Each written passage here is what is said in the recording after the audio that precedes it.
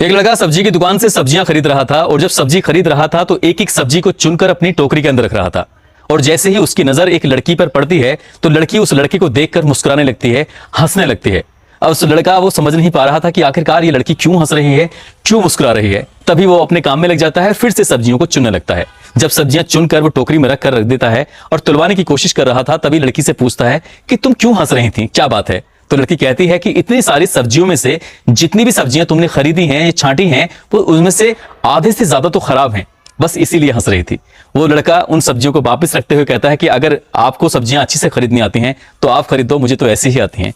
तब वो लड़की उस लड़के के लिए सब्जियां चुनती है, चुनने के बाद खरीद कर दे देती है। वो लड़का मुस्कुराते हुए थैंक यू बोलता हुआ चला जाता है। कुछ दिन के बाद वही लड़की एक बार फिर बाजार मिलती है तो फिर दोनों की बातचीत होती है। उस दिन के लिए थैंक यू बोला जाता है फिर से।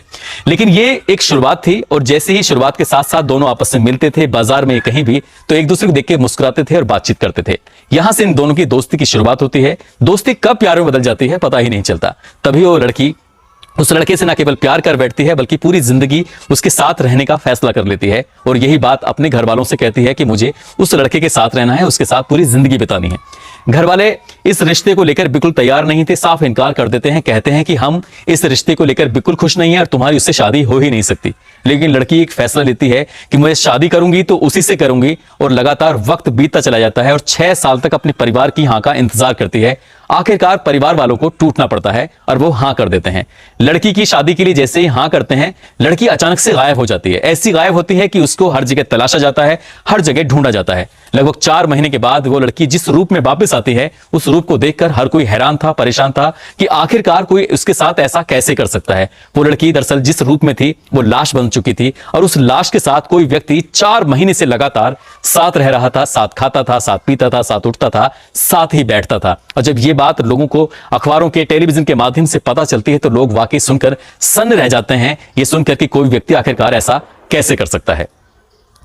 आदाब, नमस्कार, सत श्री अकाल। मैं उस्मान सैफी। आज की जो सच्ची घटना मैं आपको सुनाने जा रहा हूं, ये सच्ची घटना है महाराष्ट्र प्रदेश का एक जिला है पालघर। दरअसल इसी पालघर का एक थाना लगता है वानगांव। दरअसल एक लड़का पिछले कई दिनों से लगातार परेशान था। सुबह 10 बजे वो थाने परिसर में आता था और आकर बैठ जाता था। उसे संतरी जो थाने में उसकी तैनाती है उसको देखता था और देखने के बाद कहता था कि तुम फिर चले आए। उस लड़के को बिठाता है और साथ ही जाकर कहता है इंस्पेक्टर से कि साहब वो लड़का फिर से आ गया है, वो लड़का फिर से आ गया है। थानेदार कहता है कि ठीक है, आ गया है तो ठीक है, उसे बैठने दो, उसे इंतजार करने दो। पूरा दिन निकल जाता है लेकिन इंस्पेक्टर उससे नहीं मिलता है।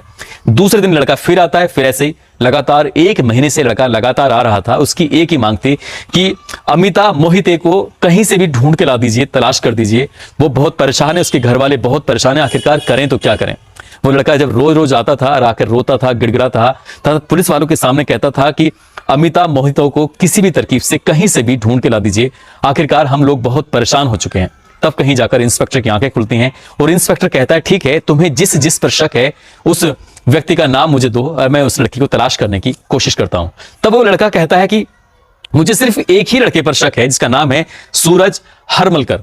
सूरज हरमलकर कहां रहता है इसके बारे में जब पता निकाला जाता है तो वो बानगांव थाना क्षेत्र का एक इलाका है, वृंदावन दर्शन कॉम्प्लेक्स। दरअसल ये एक बिल्डिंग है, फ्लैट बने हुए हैं। उसी फ्लैट के नंबर 101 में वो लड़का रहता था, किराए के मकान में। पुलिस वाले उस लड़के को उस पहले वाले लड़के की शिकायत पर आखिरकार लेके आते हैं और पहले वाला लड़का कोई और नहीं था, उस लड़की का भाई होता है जिसकी लड़की की उम्र लगभग 34 साल के आसपास होती है। एक भाई अपनी बहन की गुमशुदगी की पहले से रिपोर्ट दर्ज करा चुका था। उसको तलाशने के लिए 1-2 नहीं लगभग 4 महीने से लगातार थाने के चक्कर काट रहा था और 4 महीने बाद आखिरकार पुलिस को कुछ सूझती है। वो लड़की दरअसल 21 अक्टूबर 2020 को घर से कुछ सामान लेने के लिए गई हुई थी, ये कहकर कि मां मेरी शादी होने वाली है, मैं अपनी शादी की खरीदारी करने के लिए बाजार जा रही हूं। शाम के 7 बजे थे और वो अपने प्रेमी को फोन करती है और अचानक ही गायब हो जाती है। उस लड़की को ऐसी कोई जगह नहीं थी, ऐसा कोई स्थान नहीं था जहां तलाशा नहीं गया और आखिरकार पुलिस उस सूरज हरमलकर को उठाकर लेके आती है, उससे पूछताछ करती है। वो कहता है कि साहब मैं भी तो अपनी प्रेमिका को हर जगह तलाश कर रहा हूं लेकिन उसका कहीं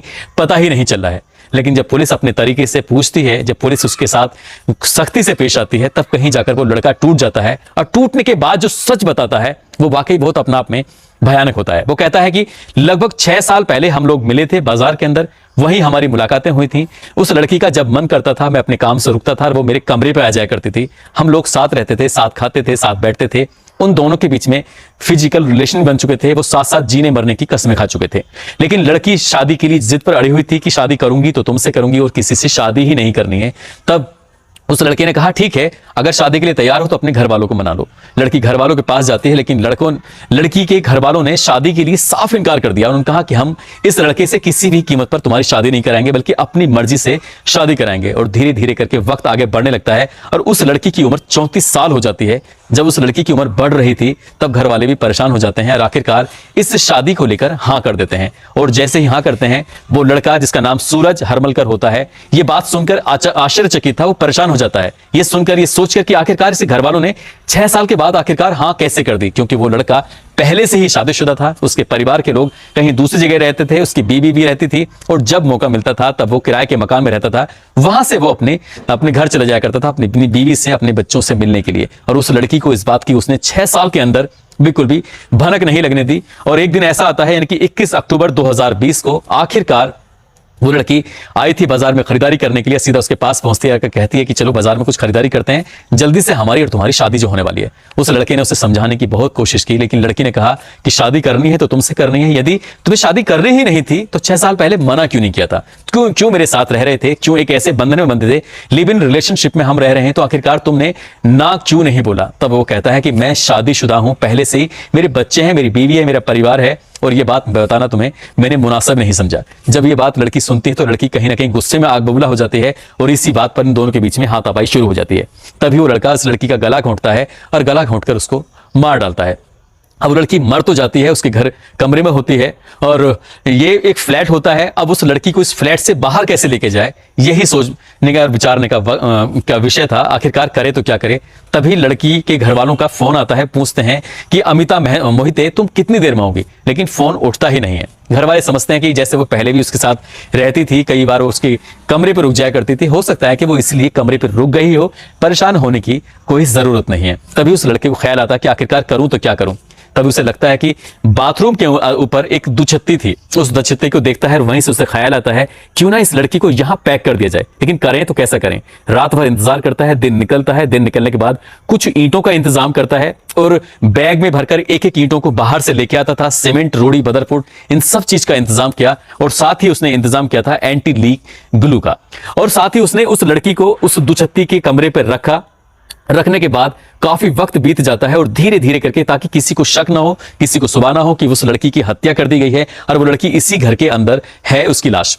उस लड़की को बाथरूम के अंदर उस दुछत्ती पर रखने के बाद एक एक ईंट को लगाता है और उसे पूरी तरह से बंद कर देता है। बंद करने के बाद सबसे आखिर में एंटी लीक ग्लू जो होता है, उससे पहले वो पूरी दीवार को वो लीप देता है। उस लेप लगाने के बाद, ताकि यहां से दुर्गंध जो उठेगी, उस दुर्गंध का किसी को कानो कान खबर ना हो, यहां से किसी की खुशबू ना आए या दुर्गंध ना आए। इसलिए उसने पहले उस लड़की को रखा, ग्लू लगाया और उसके बाद उसने दीवार को बंद किया। और दीवार को बंद करने के बाद रोजमर्रा उस कमरे में आता था और कमरे में आने के बाद उस लड़की को से बातचीत करता था और ऐसे बातचीत करने की कोशिश करता था ताकि आसपास के लोगों को लगे कि यहां सब कुछ ठीक है। वो नहाता था तो जोर जोर से आवाज लगाता था, कहता था कि अमिता जल्दी से टॉवल दे दो, मुझे ये नहाना है, या फिर कुछ भी ऐसा काम करता था। लेकिन उधर से लड़की की आवाज कभी नहीं आती थी। 4 महीने से लगातार वो इसी रूप में लड़की से किसी न किसी रूप में बात करता था, क्योंकि आसपास के लोगों को लग रहा था कि यहां कोई है। लेकिन पुलिस वाले अगर इस मामले को पहले ही गंभीरता से ले लिए होते तो शायद वो उस लड़की को पहले या दूसरे दिन ही तलाश कर लिया जाता। लेकिन 4 महीने तक वो उसकी लाश के साथ रहता है, उससे बातचीत करता है, उसके साथ खाता है, पीता है, सारे काम कर रहा था। और उस लड़की का जो भाई होता है, उसके परिवार के लोग होते हैं, 21 तारीख को ये लड़की जब घर से निकलती है, 22 को फोन करते हैं, 23 को फोन करते हैं। बीच बीच में लड़का उससे अलग अलग आवाज बदल के बातें भी करता था। लेकिन हैरान करने वाली बात यह भी थी कि लड़की वालों को यह पता ही नहीं था कि लड़की उसके साथ रहती कहां है। वो वृंदावन दर्शन कॉम्प्लेक्स में रहती है, इसके बारे में उसको कोई परिवार वालों को पता नहीं था। पुलिस वालों से मदद मांग रहे थे, लेकिन पुलिस वाले इतनी गंभीरता से नहीं ले रहे थे। जब पुलिस वालों ने उस लड़के से सख्ती से पूछा तब पता चला कि उसकी लाश बाथरूम के ऊपर उसने दीवार के अंदर चिन दी है और उस लड़की की जो उस लाश को निकाला जाता है, उस दीवार को तोड़ा जाता है। तो दीवार को तोड़ने के बाद आखिरकार उस लड़की का सिर्फ हड्डियों का ढांचा बचा था, सब कुछ वो गल चुका था, बेकार हो चुका था। और जब उसका डीएनए टेस्ट कराया जाता है तो पता चलता है कि मरने वाली लड़की कोई और नहीं थी, अमिता ही थी। पुलिस ने उस लड़के को गिरफ्तार किया, गिरफ्तार करने के बाद जेल भेज दिया। हालांकि जब ये बात पुलिस वाले पूछ रहे थे कि तुम शादीशुदा थे, तुमने ऐसा क्यों उस लड़की से नहीं कहा, तो उसने कहा कि उसकी खूबसूरती पर वो इस कदर फिदा था कि उसके बिना वो रह नहीं पा रहा था, उसके साथ वो ऐसे लिव इन रिलेशनशिप में रहा था। लेकिन लड़की भी बड़ी हैरान करने वाली बात यह है कि लड़की को भी इस बात का 6 साल में पता ही नहीं चल पाया कि आखिरकार उसके साथ ऐसा क्यों करा, उसने क्यों नहीं करा। दोस्तों, इस घटनाक्रम को सुनाने का उद्देश्य किसी को परेशान करना नहीं है, किसी का दिल दुखाना नहीं है, बल्कि आपको जागरूक करना है, आपको सचेत करना है। कभी भी ऐसे रिश्ते में, ऐसे बंधन में ना बंधे जहां घर वाले, परिवार वाले मना करते हो। आज भी वो रिश्ते ज्यादा टिकते हैं जो परिवार वालों की सहमति से बनते हैं। उन रिश्तों में कुछ कम बातें बनती हैं जो रिश्ते खुद हम लोग कई बार बना लेते हैं। जाते जाते कुछ लोगों के जन्मदिन हैं, जिसमें साहिल हैं, ऋषभ सोम मेरठ से हैं, सानिया सोनी झारखंड से हैं। इनको जन्मदिन की बहुत सारी शुभकामनाएं, बहुत बहुत मुबारकबाद। साथ ही कुछ लोगों के ने नाम लेने की अपील की थी, इसमें नेहा मोतीलाल, गौरव सिंह आर्मी से हैं, बिहार के रहने वाले हैं, राकेश कुमार शुक्ला हैं, योगेश कुमार यूपी से हैं, पदम सिंह, मोहम्मद अलवी, जाबिर खान है, करण कुमार है, राणा राम है, लक्ष्मण है सूरत से, अनिल कुमार नेपाल से हैं, अनुराग ठाकुर कुमार रीवा से हैं, रीनू पांडे यूपी से हैं, भाटी सुमेर सिंह जैसलमेर से हैं, नसीम हसन भोपाल से हैं, भुवन नेगी दिल्ली से, शौकीन सिंह, कुलदीप सिंह जम्मू से, महिपाल सिंह जोधपुर से, बॉबी ठाकुर, गुड्डू, रिराज खान, सुरेंद्र मीणा राजस्थान से। आप लोगों ने नाम लेने की अपील की थी। आप लोगों का दिल की गहराइयों से धन्यवाद। आप सब लोग अपना ख्याल रखें, सुरक्षित रहें। जय हिंद, जय भारत।